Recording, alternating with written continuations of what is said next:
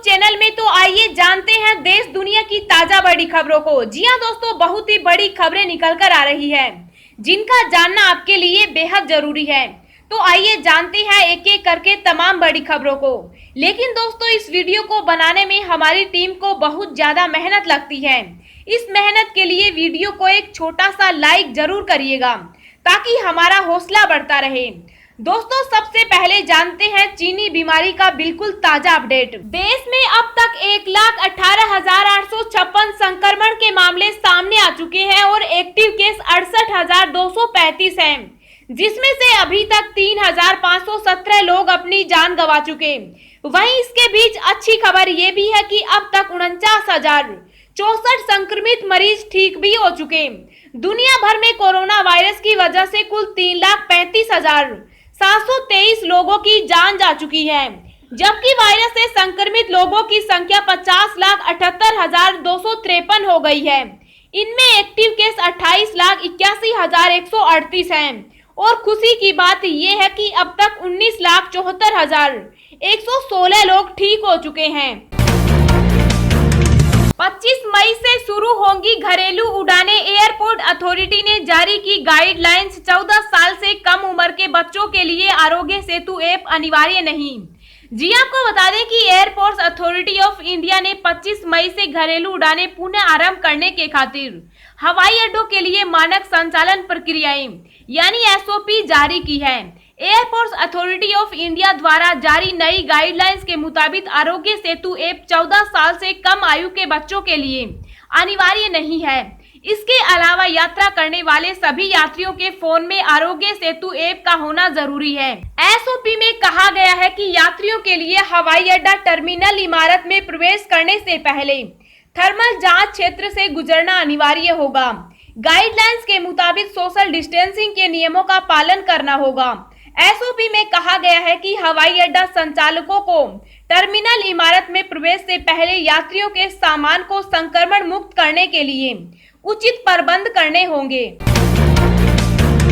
America में लगातार बढ़ रहे मामले पर ट्रंप ने जताई खुशी, कहा यह एक अच्छा संकेत है। जी आपको बता दें कि कोरोना वायरस का कहर थमता हुआ नजर नहीं आ रहा। आए दिन कोरोना संक्रमितों की संख्या में लगातार इजाफा देखने को मिल रहा है। दुनिया भर में सबसे ज्यादा अधिक परेशान अमेरिका है, जहां पर 90,000 से अधिक लोगों की अब तक मौत हो चुकी। इसी बीच अमेरिकी राष्ट्रपति डोनाल्ड ट्रंप ने लगातार बढ़ रहे मामलों पर खुशी जताते हुए कहा कि यह हमारे लिए गर्व की बात है। ज्यादा मामले आना अच्छे संकेत हैं। अमेरिका में कोरोना वायरस के 16 लाख मामले आए हैं और 97,000 लोगों की मौत हुई।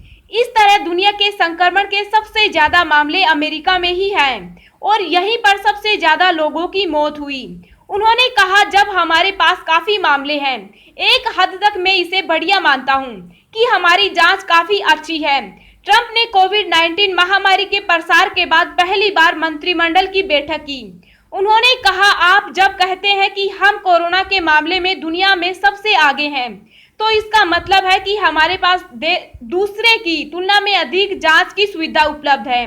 उन्होंने कहा, इसलिए अगर बहुत सारे मामले हैं तो मैं इसे बुरी चीज नहीं मानता। एक तरह से मैं इसे अच्छी चीज के तौर पर देखता हूं, क्योंकि इसका मतलब है कि हमारे यहाँ जांच की सुविधा बेहतर है। कोरोना संक्रमण का यह जोन सबसे ज्यादा खतरनाक, हर घर में पहुंचेगी मेडिकल टीम।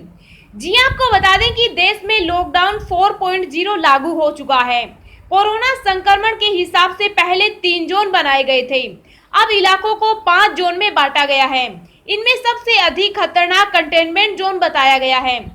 यह एक ऐसा जोन है जहां हर घर में मेडिकल टीम पहुंचती है। घर के सभी सदस्यों की जांच कर उनकी केस हिस्ट्री तैयार की जाती है। आवाजाही पर सख्त पाबंदी रहती है। कंटेनमेंट जोन में कम से कम 2 किलोमीटर तक के क्षेत्र को बफर जोन में घोषित किया जाता है। केंद्रीय गृह मंत्रालय और स्वास्थ्य विभाग द्वारा जारी गाइडलाइन के मुताबिक कोरोना वायरस का संक्रमण अधिक तेजी से न फैले, इसके लिए 2 नए जोन बनाए गए हैं। पहले वाले 3 जोन अर्थात रेड, ग्रीन और ऑरेंज जोन का निर्धारण राज्य स्तर पर होगा, जबकि बाकी के दोनों जोन का फैसला जिला प्रशासन पर छोड़ा गया है। हालांकि जिला प्रशासन भी इसमें खुद के स्तर पर कोई ज्यादा बड़ा फैसला नहीं लेगा। उसे उन्हीं गाइडलाइन को ध्यान में रखकर जोन तय करने होंगे जो स्वास्थ्य विभाग द्वारा जारी की गई है। बफर जोन और कंटेनमेंट जोन में जो अनिवार्य सेवाएं होंगी केवल उन्हीं के संचालन की अनुमति दी जाएगी। जिस तरह ग्रीन या ऑरेंज जोन में लोगों को इधर उधर आने जाने की इजाजत होती है वैसा इसमें नहीं होगा। लोगों की आवाजाही को लेकर सख्त आदेश जारी किए जाते हैं। किसी शहर का जो भी क्षेत्र कंटेनमेंट जोन घोषित होता है उसके 2 किलोमीटर के इलाके को बफर जोन घोषित किया जाता है। ममता बनर्जी बोली, बेहतर मर गए, मैंने ऐसा विनाश नहीं देखा, पीएम से कहूंगी आकर हालत देखें। जी आपको बता दें कि सुपर साइक्लोन अम्फान से ओडिशा और पश्चिम बंगाल में भारी तबाही हुई। इस खतरनाक तूफान से पश्चिम बंगाल में अब तक 72 लोगों की मौत हो गई। इस बात की जानकारी पश्चिम बंगाल की सीएम ममता बनर्जी ने दी है। सीएम ममता बनर्जी ने गुरुवार को कहा कि चक्रवाती तूफान अम्फान की वजह से पश्चिम बंगाल में अब तक 72 लोगों की मौत हो गई। मैंने ऐसी आपदा पहले कभी नहीं देखी थी। मैं प्रधानमंत्री से राज्य का दौरा करने और स्थिति का जायजा लेने का अनुरोध करती हूँ। मुख्यमंत्री ममता बनर्जी ने चक्रवाती तूफान अम्फान की वजह से मरने वालों के परिवारों को 2.5 लाख रुपए के मुआवजे का ऐलान किया है। वहीं प्रधानमंत्री नरेंद्र मोदी ने ट्वीट कर लिखा, साइक्लोन अम्फान के कारण हुई तबाही के पश्चिम बंगाल के दृश्य देख रहे हैं। इस चुनौतीपूर्ण समय में पूरा देश पश्चिम बंगाल के साथ एकजुटता से खड़ा है। राज्य के लोगों की सुरक्षा के लिए प्रार्थना कर रहे हैं। सामान्य स्थिति सुनिश्चित करने के प्रयास जारी हैं।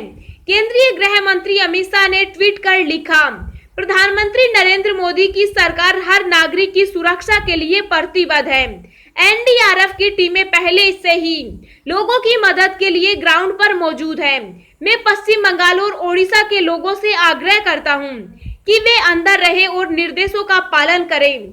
सभी की सुरक्षा और कल्याण के लिए प्रार्थना कर रहा हूं। सरकार ने वापस लिया सीएपीएफ कैंटीन में स्वदेशी सामान बेचने का आदेश। जी आपको बता दें कि गृह मंत्रालय ने गुरुवार को 15 मई को दिए अपने उस आदेश पर फिलहाल रोक लगा दी है जिसमें कहा गया था कि केंद्रीय अर्धसैनिक बलों की कैंटीन में अब केवल स्वदेशी सामान ही बेचे जाएंगे। गृह मंत्रालय से मिले आदेश के बाद से सीएपीएफ ने देश भर में चलने वाली कैंटीन के लिए 400 से अधिक वेंडरों से अपनी खरीद के सभी ऑर्डर फिलहाल स्थगित कर दिए गए थे। इन कैंटीन से करीब 50 लाख अर्धसैनिक बल के कर्मी और उनके परिवार सामान खरीदते थे। केंद्रीय गृह मंत्रालय ने 13 फरवरी को घोषणा की थी कि कैंटीन 1 जून से केवल स्वदेशी उत्पादों की बिक्री करेंगे ताकि घरेलू उद्योगों को बढ़ावा दिया जा सके। केंद्रीय पुलिस कल्याण भंडारण निकाय की ओर से सभी अर्धसैनिक या केंद्रीय सशस्त्र पुलिस बल को सूचना दी गई है जो कि ऑर्डर पहले ही दिए जा चुके हैं और जितने भी सामान की आपूर्ति होने वाली है उन्हें अगले आदेश तक स्वीकार किया जाएगा।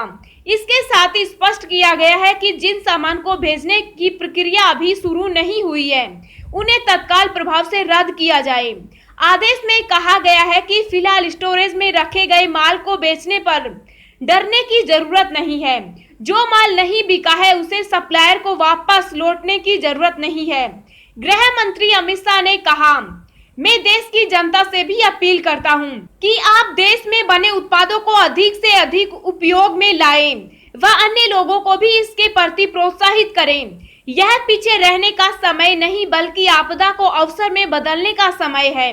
हर भारतीय अगर भारत में बने उत्पादों का उपयोग करने का संकल्प ले तो 5 वर्षों में देश का लोकतंत्र आत्मनिर्भर बन सकता है।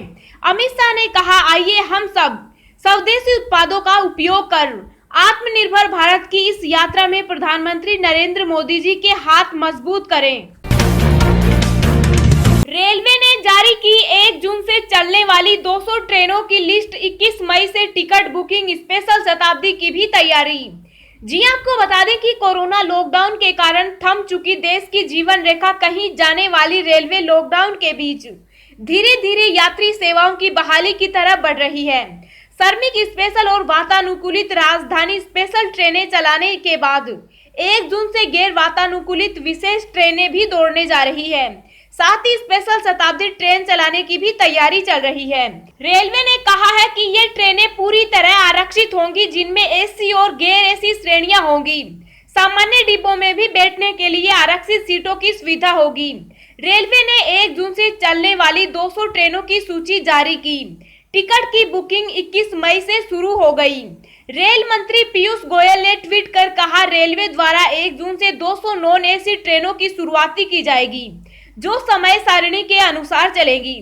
यात्री इन ट्रेनों के लिए केवल ऑनलाइन टिकट बुक कर सकेंगे। इन सेवाओं के शुरू होने से नागरिकों को बड़ी राहत मिलेगी तथा उन्हें अपने गंतव्य स्थानों तक पहुंचने में सुविधा होगी। अभी जो विशेष ट्रेनें शुरू की गई है, उनसे देश की अधिकांश राजधानी तो जुड़ गई, लेकिन कई बड़े शहरों तक पहुंच नहीं बन पाई है। लॉकडाउन में बढ़ती रियायत के साथ यात्रियों का दबाव भी बढ़ने लगा है।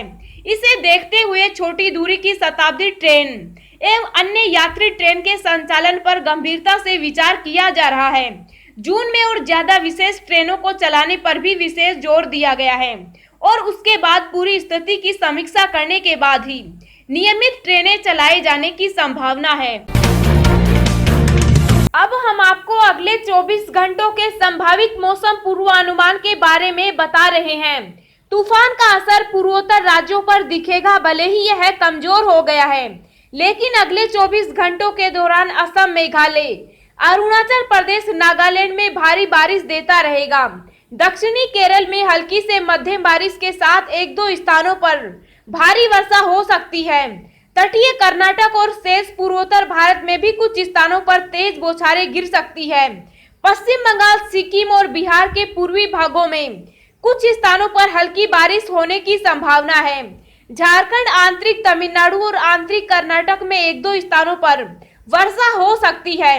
विदर्भ, उत्तरी मध्य महाराष्ट्र, दक्षिणी और पश्चिम मध्य प्रदेश, गुजरात, राजस्थान और तेलंगाना में कई जगहों पर लू चलने की आशंका है।